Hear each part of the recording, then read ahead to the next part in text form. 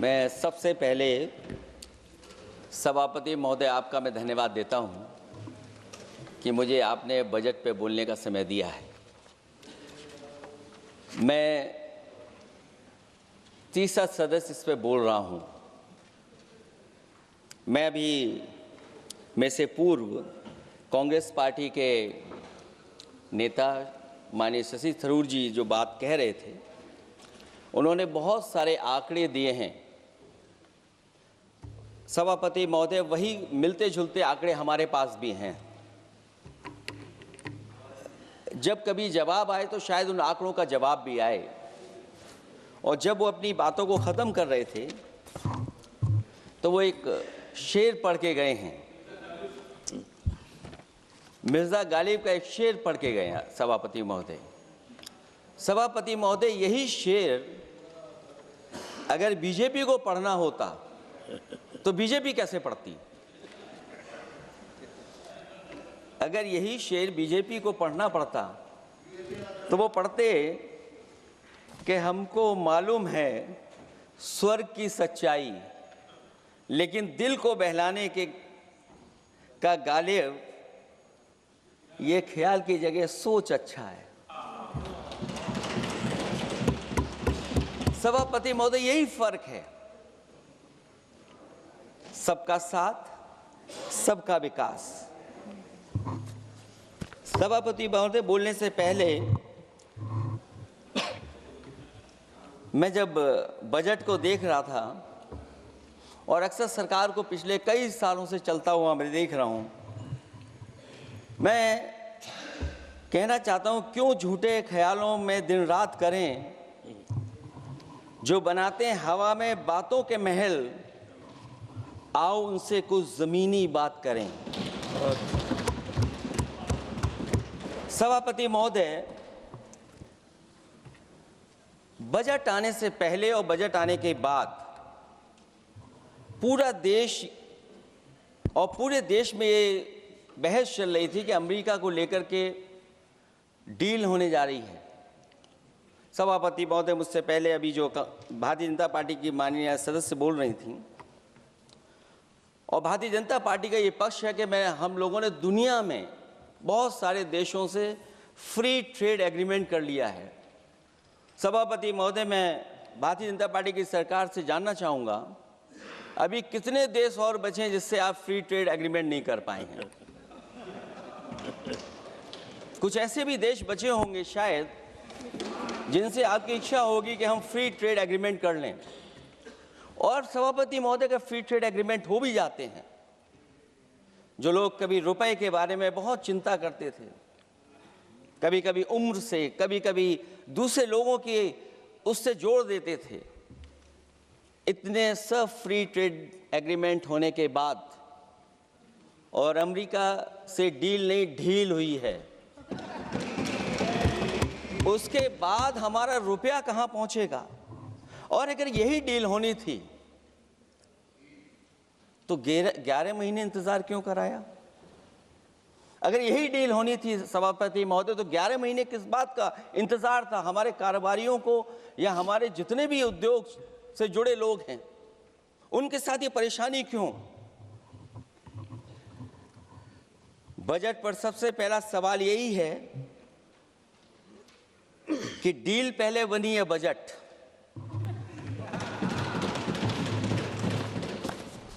और बजट का हलवा यहां ज्यादा बटा के वहां।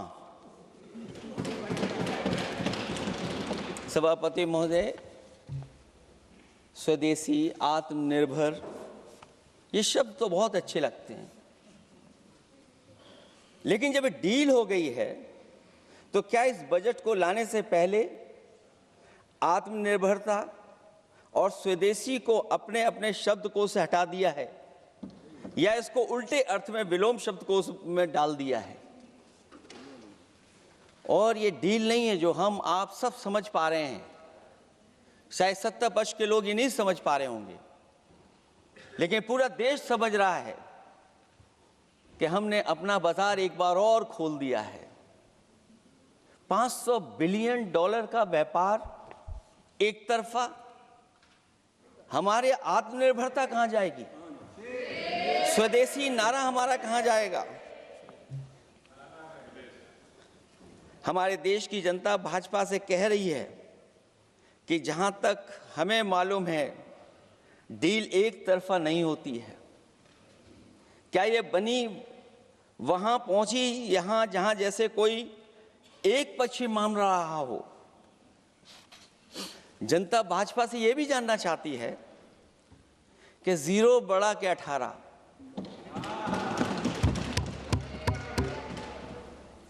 सभापति महोदय, भाजपा का समझौता गणित क्या यह है कि 18 0 के बराबर है? क्या 18 हमारा 0 के बराबर है? देश के किसानों, दुकानों, उद्योगों को बचाने के लिए खोखले शब्दों के अलावा भाजपा के पास कोई और सुरक्षा कवच या संरक्षण योजना है कि नहीं है? इसलिए मैं सभापति महोदय कहना चाहता हूं, ये बजट दिशाहीन है। इस बजट में कोई विजन नहीं है कि 2047 तक हमारा देश विकसित भारत बन जाएगा। और हम जैसे लोगों को, समाजवादियों को तो सरकार से पहले ही उम्मीद नहीं थी, और जिस सरकार से उम्मीद ना हो उसकी बजट से क्या उम्मीद होगी। इस बजट में पीडीए के लिए कुछ भी नहीं है। कोई योजना दलित, पिछड़ा, महिला, गरीब, अल्पसंख्यक या नवयुवक के विकास के लिए नहीं लाई गई है। ऐसा लग रहा है कि सरकार ने इनके बारे में सोचना ही छोड़ दिया है। और अगर जीडीपी हमारी 7% है और नॉमिनल जीडीपी की ग्रोथ केवल 8% है, जो कि लगभग 12% होनी चाहिए थी, इसके कारण लोगों के हाथ में कम पैसा है। और कारण यह भी लगता है कि हमारा प्राइवेट इन्वेस्टमेंट नहीं आ पा रहा है। जो लोग ये कहते हैं कि हम प्रति व्यक्ति आय बढ़ा रहे हैं, जो आंकड़े हमारे पास हैं, जो जानकारी हमारे पास है, वो आंकड़ा यही कहता है कि $3000 के लगभग प्रति व्यक्ति आय हमारी है। और अगर हम दुनिया से जब इतना ही जुड़ गए हैं तो 2025 की जो रैंकिंग है, हमारा स्थान 144वां है, 144th है। तो जहां हम इतना 10, 11, 12 साल से हम इतने बजट ला रहे हैं, क्या हमारे पर कैपिटा इनकम लोगों की नहीं बढ़ पाई? और सदन में, इसी सदन में कई बार ये पूछा गया कि जो लोग राशन प्राप्त कर रहे हैं, गरीबी रेखा से नीचे हैं, कम से कम उनकी पर कैपिटा इनकम क्या, ये तो बताना ही चाहिए सरकार को। और पिछड़ेपन को दूर करने के लिए कोई विजन नहीं दिखता इस बजट में।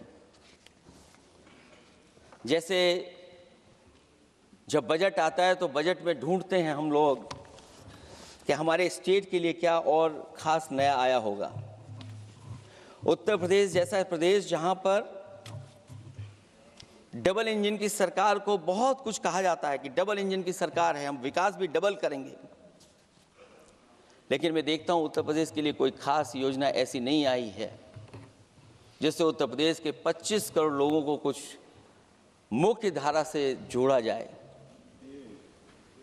वैसे तो बड़ी बड़ी योजनाएं बताई जा रही हैं कि हमारे कई फ्रेट कॉरिडोर्स बन रहे हैं, वाटरवेज बन रहे हैं, एक्सप्रेसवेज बन रहे हैं, लेकिन उत्तर प्रदेश जहां से प्रधानमंत्री जी आते हैं, भविष्य में जो बनेंगे एक्सप्रेसवे, लेकिन भारत सरकार के बजट से कोई भी अभी एक्सप्रेसवे वहां पर नहीं बना। अगर कोई बना हो, नया बन रहा हो, बड़ा बन रहा हो तो बताएं। और जो बने भी हैं वो उस मानक, उस क्वालिटी के नहीं हैं जिस क्वालिटी के आज विकसित भारत के एक्सप्रेसवे होने चाहिए। जो लोग भ्रष्टाचार पे बड़े बड़े सवाल उठाते हैं, वो कम से कम अपनी सड़कों को देखें, अपने एक्सप्रेसवेज को देखें कि उन्होंने क्या बना करके खड़ा इतने हजारों करोड़ रुपए खर्च करने के बाद। इनके सबसे पहले प्रधानमंत्री अटल बिहारी वाजपेयी जी, उनके नाम से कोई एक्सप्रेसवे बन रहा था। सभापति महोदय, हम लोगों ने अखबारों में पढ़ा, कई लोग स्टेटमेंट भी देते हैं कि हम एक्सप्रेसवे बना रहे हैं। उनके नाम से बनने के साथ साथ उनका नाम भी बदल दिया। पहले वो चंबल एक्सप्रेस वे बन रहा था, फिर अटल जी के नाम से एक्सप्रेस वे बन रहा था। लगता है वो जमीन पर नहीं उतरा है, वो केवल कागजों पे बन रहा था। तो ये तो एक्सप्रेसवे की बात हुई। सबसे बड़ा सवाल ये है कि किसान को लेकर के इन्होंने कहा कि किसान की हम आय दोगुनी कर देंगे। आज हमारा किसान इस उदारीकरण में कहाँ खड़ा है? जिस किसान को लेकर के पूरे देश के सभी राजनीतिक दल चिंतित रहते हैं, इस डील के बाद हमारे किसानों का हाल क्या होगा? और जब सब कुछ विदेश से ही आएगा तो हमारा किसान भारत में क्या उगाएगा, जमीन पर क्या होगा और क्या बेच पाएगा? सभापति महोदय, सरकार ने बड़ा बजट पेश किया, कहा कि हम एग्रीकल्चर इंफ्रास्ट्रक्चर तैयार करेंगे, एग्रीकल्चर इंफ्रास्ट्रक्चर से हम मंडियां तैयार करेंगे, बाजार तैयार करेंगे, एमएसपी लागू करेंगे। हमारे किसान जब काले कानून के खिलाफ लड़ रहे थे, बड़ी संख्या में जान चली गई, उसके बाद सरकार कहीं पीछे हटी और उन्होंने काले कानून वापस लिए। लेकिन आज भी किसानों को जो कानूनी गारंटी मिलनी चाहिए वो अभी तक एमएसपी की कानूनी गारंटी सरकार नहीं दे पाई है। और जो 23 क्रॉप और हॉर्टिकल्चर क्रॉप और दूध को लेकर के सरकार दावा करती कि हम सब्जियां इतना, हॉर्टिकल्चर क्रॉप्स हमारी इतनी ग्रो कर गई हैं, हम दुनिया में इतना पैदा कर रहे हैं। दूध के जब आंकड़े बताते हैं कि दुनिया में हम दूध का उत्पादन इतना कर रहे हैं, और अगर आपका बजट ही विकसित भारत का बजट है तो हमारे हॉर्टिकल्चर क्रॉप्स और जो हमारा किसान दूध का उत्पादन कर रहा है, दूध का उत्पादन हो रहा है, उसके लिए एमएसपी की गारंटी कब देंगे आप लोग? और गारंटी हम लोग इसलिए मांग रहे हैं क्योंकि उसको घर कैसे बनाएगा, घर कैसे चलाएगा? अगर उसको लाभ नहीं मिलेगा, बच्चों को कैसे पढ़ाएगा, अपनी बेटियों को हंसी खुशी विदा कैसे कर पाएगा? और इधर तो जहां फसल की कीमत नहीं मिल पा रही है, सभापति महोदय, सोने के भाव कहां पहुंच गए हैं? पहले गरीब सोचता था जब हम अपनी बेटी की विदा करेंगे तो कुछ सोने का एक सामान खरीद करके दे देंगे उसको। जैसे जैसे बीजेपी की सरकार चली और आगे बढ़ती गई, 12 साल ऐसे हैं आ गए कि अब तो चांदी तो दूर, अगर यही सरकार चलती रही तो लोहे पर पीतल चढ़ाकर भी गरीब अपनी बेटी की विदाई नहीं करा पाएगा। कैसे अपने भविष्य के लिए 2 पैसे जमा कर पाएगा? मतलब आज क्या खाएगा, कल के लिए क्या बचा पाएगा? ये किसानों के बड़े सवाल हैं। भाजपाई किसानों को लाभ नहीं पहुंचाना चाहते हैं, ये किसी और को लाभ पहुंचाना चाहते हैं। कुछ अदृश्य लोग हैं जिनको लाभ पहुंचाना चाहते हैं, क्योंकि इनका बजट, जो बजट बनाते हैं, वो आम जनता का ना उसमें जिक्र है ना फिक्र रहती है। और अगर फिक्र होती उनको तो किसान की खाद समय पर मिल जाती, उनको बीज समय पर मिल जाता, सस्ती बिजली उपलब्ध हो जाती, सिंचाई या सिंचाई मुफ्त हो जाती थी। और मुझे याद है सभापति महोदय, समाजवादी सरकार में हम लोगों ने किसानों की सिंचाई मुफ्त करने के भी फैसले लिए। कीटनाशक दवाइयां कितनी महंगी हैं और सरकार ने किसानों को अपने हाल पे छोड़ दिया। मंडियों पे कहीं कोई खरीद नहीं है, और अगर खरीद हुई है तो सरकार बताए कि धान, आलू या गेहूं की खरीद में तो मिल जाती है उसको कीमत, लेकिन धान और आलू जैसी फसलों पर कोई सरकार कीमत नहीं दे पा रही है। महंगाई बेतहाशा बढ़ने पर भी इस बजट में जनता को टैक्स में न छूट देना टैक्स शोषण है। अमीरों के काम कारोबार और घूमने फिरने पर 10 तरह की छूटें दी गई हैं, लेकिन बेकारी बेरोजगारी से जूझ रहे लोगों की उम्मीदों की थाली खाली है। मध्यम वर्ग अपने आप को ठगा महसूस कर रहा है। शोषित, वंचित, गरीब व्यक्ति जहां था वैसे भी नीचे जाता दिख रहा है। इस बजट ने उसके चादर में पैबंद लगाने की जगह उसे और चिथड़ा कर दिया है, क्योंकि सामाजिक सुरक्षा केवल शब्दों की औपचारिकता रह गई है। किसान, मजदूर, श्रमिक, कारोबारी, छोटा दुकानदार अपने लिए मिली राहत को दूरबीन से देखकर ढूंढ रहा है, और इसीलिए भाजपा का हर बजट 1/20 का बजट मानते हैं, क्योंकि वो 5% लोगों के लिए ही होता है।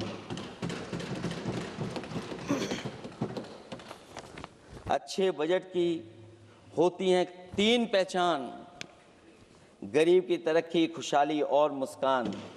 शायद इस बजट ने तीनों चीजों को छीनने का काम किया गरीबों से। दूसरा विषय स्वास्थ्य को लेकर के बहुत हमारा गरीब समय समय पर परेशान रहता है। स्वास्थ्य को लेकर के जो ठोस कदम सरकार को उठाने चाहिए, वो सभापति महोदय सरकार नहीं उठाती दिख रही है, और जितना भी स्वास्थ्य सेवाएं हैं वो ठप होती चली जा रही हैं। मैं उत्तर प्रदेश की बता सकता हूं, मुझे याद है सभापति महोदय, पहला जो भारत सरकार और प्रदेश सरकार को मिलकर के पहला हॉस्पिटल, मेडिकल कॉलेज शाहजहांपुर का बना था, जिस समय भारतीय जनता पार्टी के उस समय के स्वास्थ्य मंत्री और मैंने मिलकर के उसका उद्घाटन किया था। उसके बाद जो प्रचार में तो ये बहुत आगे हैं, प्रचार में तो ये कहते हैं कि हर डिस्ट्रिक्ट में हर हॉस्पिटल, हर डिस्ट्रिक्ट में एक हॉस्पिटल या मेडिकल कॉलेज, लेकिन सच्चाई तो ये है कि इन हॉस्पिटलों में इलाज नहीं है, दवाई नहीं है, ऑपरेशन के लिए कहाँ जाना पड़ता है, भटकना पड़ता है। और जिस तरीके से अभी जिन लोगों ने इंश्योरेंस या LIC में किस्त दी होगी, वो जानते होंगे कि महंगाई कम नहीं हुई है, महंगाई बढ़ी है, किस्तें बढ़ गई हैं। उदाहरण के लिए दिल्ली के एम्स के लिए 5,600 करोड़ रुपए, और आयुष्मान भारत के लिए पूरे देश के लिए सरकार ने जो बजट रखा है वो 4,700 करोड़ रुपए है।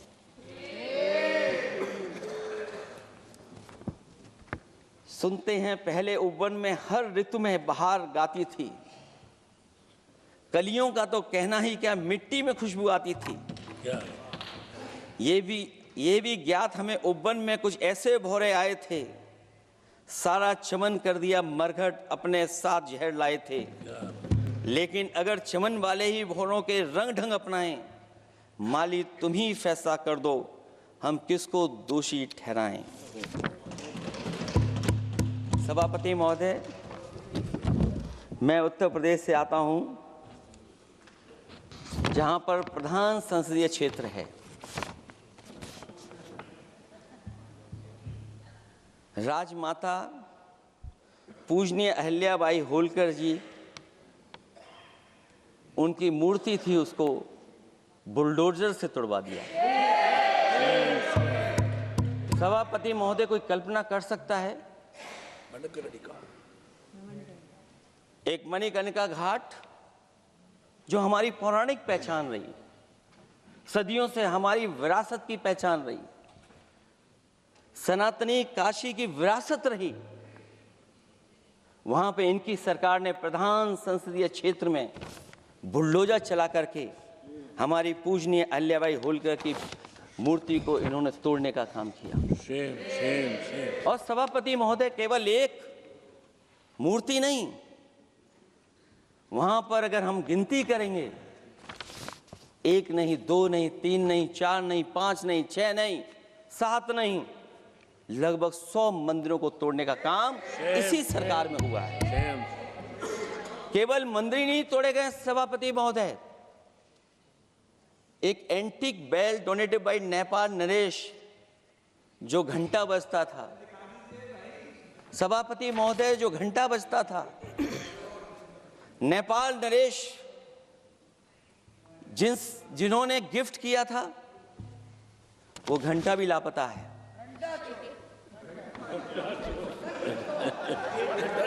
केवल घंटा ही लापता नहीं है,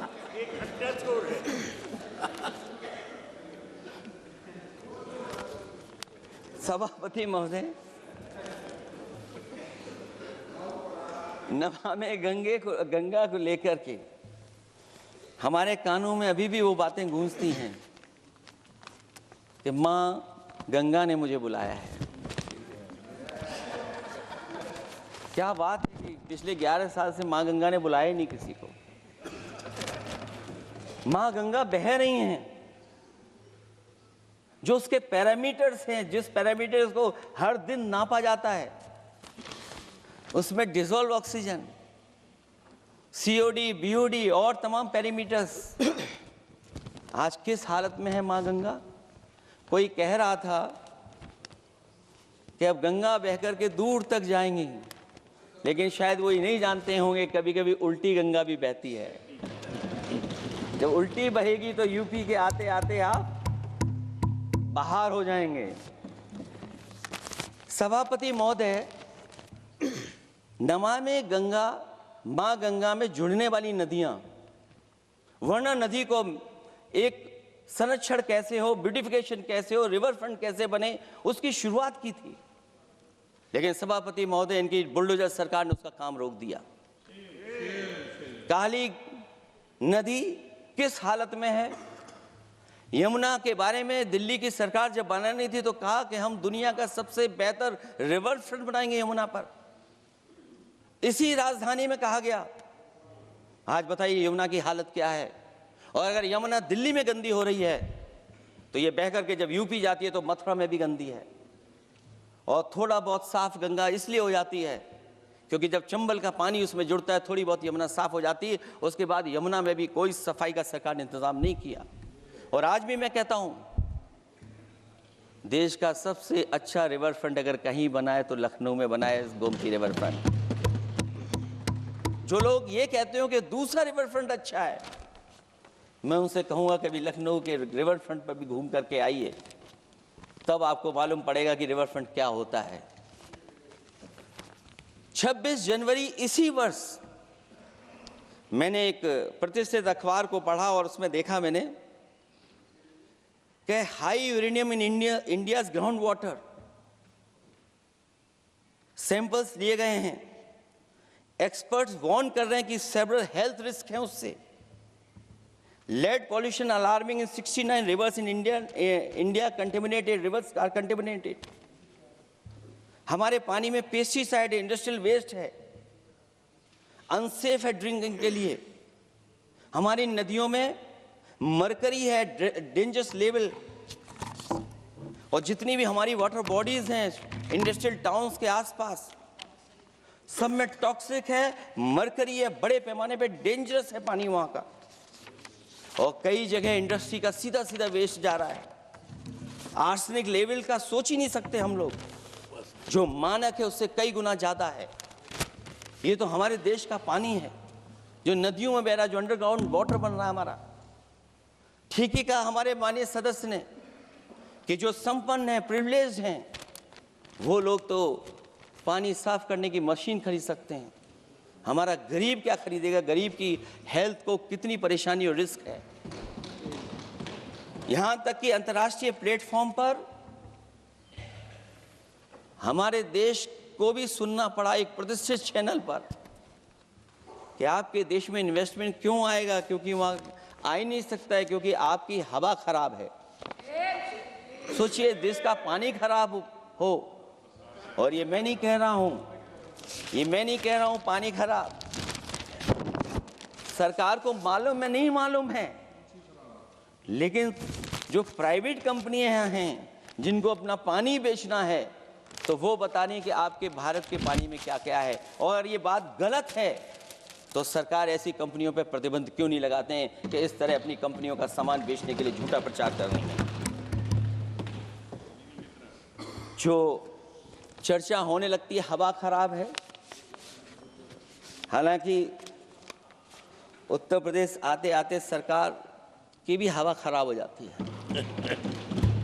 सरकार सबको डराती है, लेकिन सरकार को कोई नमस्कार न करे उसको नहीं डरा सकते। हमने तो कहा कि तुम लखनऊ से गए हो, लखनऊ का जो अदब है, लखनऊ का जो हमारी पहचान है। कम से कम अगर नमस्कार नहीं कर सकते तो आदाब तो कर ही देते वहां जाकर।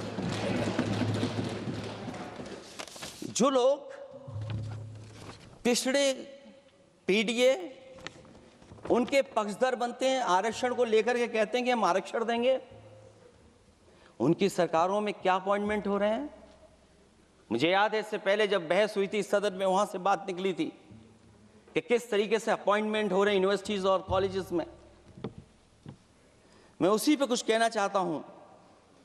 ये अपनी अपनी किस्मत है, कुछ कलियां खिलती हैं ऊपर और दूसरी मुरझा जाती हैं झुके झुके जीवन भर भूं पर। माना बदकिस्मत है, लेकिन क्या वे महक नहीं सकती हैं? अगर मिले अवसर अंगारे सी क्या दहक नहीं सकती हैं? जिस तरीके से आरक्षण पर खिलवाड़ हो रही है उसकी कोई कल्पना नहीं कर सकता था। विकसित भारत तभी विकसित भारत माना जाएगा जब हमारे पिछड़े, दलित, आदिवासी, अल्पसंख्यक मुसलमान भाई को बराबर का हक मिलेगा। और जब तक हक नहीं मिल रहा उनको, तब तक शायद विकसित भारत का देखने का सपना आधा अधूरा है। अभी अभी सुप्रीम कोर्ट ने कहा है माइग्रेशन को लेकर के, सुप्रीम कोर्ट ने 16 जनवरी को एक फैसला पलट दिया। हाई कोर्ट के फैसले को पलटते हुए फैसला सुनाया कि यदि आरक्षित वर्ग का कोई उम्मीदवार बिना किसी छूट का लाभ लिए अगर अनारक्षित वर्ग से ज्यादा नंबर प्राप्त करे तो उसे अनारक्षित वर्ग में सेलेक्ट किया जाएगा। क्या सुप्रीम कोर्ट भी कह रहा है? हमारे सरकार की भी नियत है कि सबको आरक्षण मिलना चाहिए जिनका हक हो। हमारे प्रधानमंत्री जी भी कहते हैं हम पिछड़े हैं। हमारे दूसरे नंबर के नेता, क्योंकि उन्हें सनातनी बनना था, अपना धर्म बदल के दूसरा धर्म लिख लिया उन्होंने। तो कम से कम पिछड़ों का तो ख्याल करिए आप। जब पिछड़ों का ख्याल करोगे तभी आपका देश विकसित बनेगा, भारत विकसित बनेगा। अगर आप पिछड़ों को छोड़ देंगे, दलितों को छोड़ देंगे, आदिवासियों को छोड़ देंगे, अल्पसंख्यक भाइयों को छोड़ देंगे, तो आप कैसे विकसित भारत बनाएंगे? एक आर्थिक बराबरी है, दूसरी सामाजिक बराबरी है। और मुझे लगता है बजट से ना आर्थिक गैर बराबरी दूर हो रही है, ना सामाजिक गैर बराबरी दूर हो रही है। और इनकी सरकार में कितना भेदभाव है। सभापति महोदय, केवल चुनाव जीतने के लिए सोचिए, एक 72 साल के बुजुर्ग पर, मोईद खान साहब, आप जानते होंगे आपके क्षेत्र में, मदरसा टाउन एरिया। सभापति महोदय, बीजेपी का लक्ष्य केवल है चुनाव जीतना। इन आंकड़ों से क्या मतलब? और आंकड़ों के अगर ये ठीक आंकड़े होते सभापति महोदय, तो इन्होंने कहा था कि बुलेट ट्रेन हम 1 लाख करोड़ की बनाएंगे। आज बुलेट ट्रेन 2 लाख करोड़ की कैसे हो गई? सभापति महोदय कहा कि हम 1 लाख करोड़ में बनाएंगे बुलेट ट्रेन। और बुलेट ट्रेन केवल संपन्न स्टेटों में क्यों? हमारे बंगाल, बिहार और यूपी में क्यों नहीं?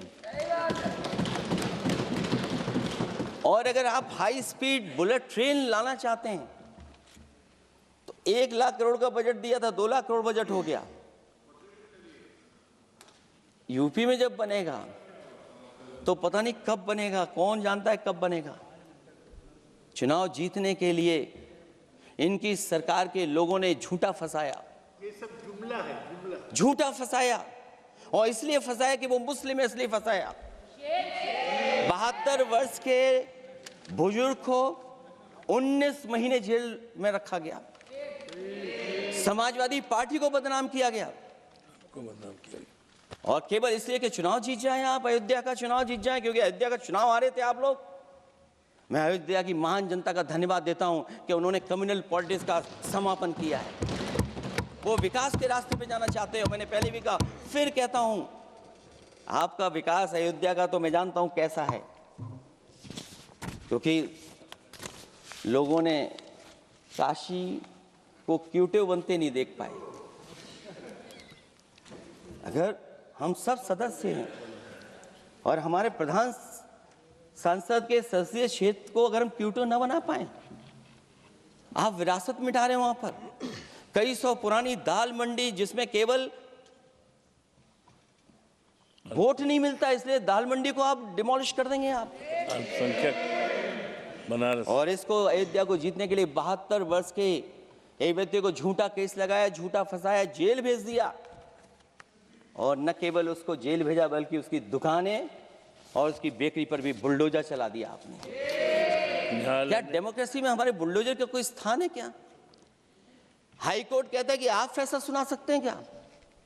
कोर्ट कहता है कि आप कौन हो गए फैसला सुनाने वाले लोग? और फिर आप लोग कहते हैं कि हर घर जल और नल। सभापति महोदय, इन्हीं के विधायक ने मंत्री जी को घेर लिया, इन्हीं के विधायक ने मंत्री जी का अपहरण कर लिया और ये कहते हैं कि हमारे कोई अराजकता नहीं है। ये कहते हैं इन्वेस्टमेंट लाएंगे, हम एमओयू साइन करेंगे। सभापति महोदय, देश के प्रधानमंत्री, देश के सबसे बड़े उद्योगपति उत्तर प्रदेश पहुंचे थे, एमओयू साइन किए गए, लाखों करोड़ के एमओयू साइन हुए। और एमओयू साइन होने के बाद जमीन पर कितना उतरा ये बताए सरकार। एमओयू के बाद सरकार बताए कितना जमीन पर उतरा है। इन्होंने जब कश्मीर का 370 हटा रहे थे सभापति महोदय, हाँ ना, बजट ही है ये एमओयू में, क्योंकि इंसेंटिव अगर नहीं देंगे तो कौन आपका इन्वेस्टमेंट लाएगा? ये राज्य का विषय नहीं है सभापति, राज्य से प्रधानमंत्री आते हैं। और आपने ये कहा कि प्रधानमंत्री के क्षेत्र में हमने देश में कहा कि हमने 1000 किलोमीटर मेट्रो बिछाई है। आपने देश के प्रधानमंत्री के क्षेत्र में क्यों नहीं मेट्रो बिछाई? क्यों नहीं बिछाई आपने? आपने देश के प्रधानमंत्री के क्षेत्र को एक्सप्रेस वे से क्यों नहीं जोड़ा आपने? क्योंकि आपके पास बजट नहीं है। अटल बिहारी वाजपेयी जी के आपने नाम से एक्सप्रेस वे क्यों नहीं बनाया? बताइए आप, ये बजट नहीं है आपके पास।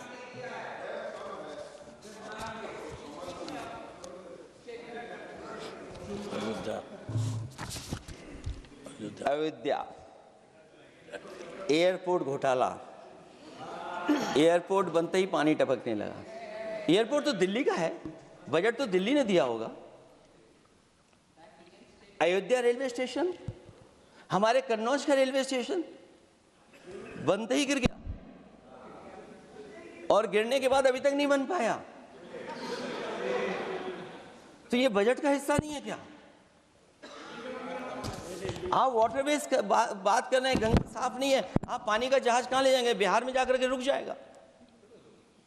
पिछली बार भी एक पानी का जहाज चला था, बनारस से जाते ही बिहार में रुक गया, जाकर के पटना भी नहीं पहुंच पाया। Rampath, sewer line smart city का हिस्सा है। आपका स्मार्ट सिटी कैसा है? इंदौर में पानी पीने से कितने लोगों की जान चलेगी सभापति महोदय? और कोई शहर बता दीजिए जहां पर कूड़ों का ढेर ना हो। जब देश के प्रधानमंत्री जी ने झाड़ू उठाया हो और उसके बाद भी कहीं कूड़ा ना हटे सभापति महोदय। भजन संध्या स्थल घोटाला हुआ, अंतर्राष्ट्रीय मीडिया सेंटर बनाया, उसमें भी पानी गिर रहा है। लाइट सजावट की चाइनीज आई हैं। हमारे देश का कारोबार कैसे उलझा दिया आपने? चीन और अमेरिका और थोड़ा बहुत रशिया, विदेश नीति तो असफल हुई है, लेकिन हमारा बाजार को भी पूरा बेच दिया। और चीन के सवाल पर सभापति महोदय, चीन हमारी जमीन पर भी निगाहें रखे हुए है और हमारे बाजार पे भी। इसलिए जो सरकार फैसला ले बड़ी सावधानी से ले। मैं कितनी बातें बताऊं, वहां पर सेना जमीन ले लिया, जमीनें जाने कहां चली गई हैं। इसलिए सभापति महोदय, ये बजट दिशाहीन है। ये 2047 में हमारा विकसित भारत तो नहीं बनेगा। और जिस तरीके से बेरोजगारी बढ़ी है, बेरोजगारी को लेकर के जो चिंता रही, हमेशा रहती थी, और जो सरकार ने बड़े बड़े फैसले भी लिए थे, जानकारी दी थी कि हम बेरोजगारी ऐसे दूर कर लेंगे। मेक इन इंडिया का जो सपना दिखाया था, आखिरकार मेक इन इंडिया का सपना कहाँ पूरा हो पा रहा है? मेक इन इंडिया का जो शेर था वो जंग खा रहा है सभापति महोदय। जो योजना लेकर के आए थे, एम्प्लॉयमेंट लिंक्ड इंसेंटिव्स, सरकार बताए कि हमें कितना उसमें लाभ पहुंचा है। 2024-2025 के बजट में इन योजनाओं के लिए 33,000 करोड़ रुपए आवंटित किए गए थे, लेकिन खर्च कितना हुआ? 1,700 करोड़ रुपया केवल। एक आपने पिछली बार सपना दिखाया था कि इंटर्नशिप की योजना,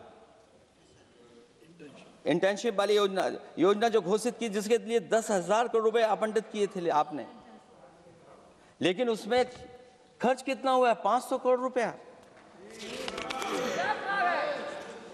और जो लक्ष्य रखा था आपने रखा था 5 साल में 1 करोड़ लोगों को, लेकिन इसमें आए कितने? 1,65,000 लोगों ने फॉर्म भरा, ऑफर दिया उन्होंने, लेकिन फाइनली जिसमें ऑफर जिसका सिलेक्ट हुआ वो केवल 16,000 लोगों को काम पहुंचा है। सोचिए, हमारा देश इतना बड़ा, जहां करोड़ों को आप इस योजना से जोड़ना चाहते थे, केवल 16,000 लोग जाएंगे उसमें। ये आपको बेरोजगारी खत्म करने की योजना है आपकी?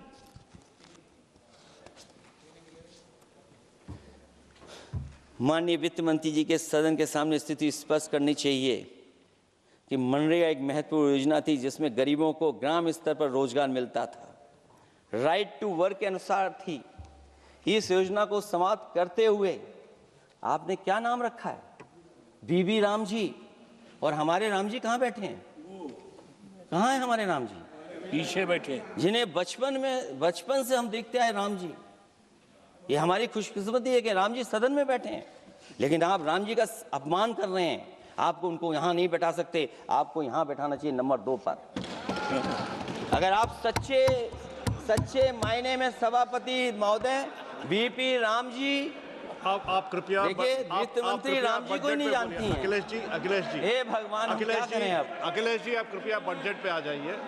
आप कृपया बजट पे आ जाइए अखिलेश जी। सभापति महोदय, बजट पे आइए, बजट पे आइए।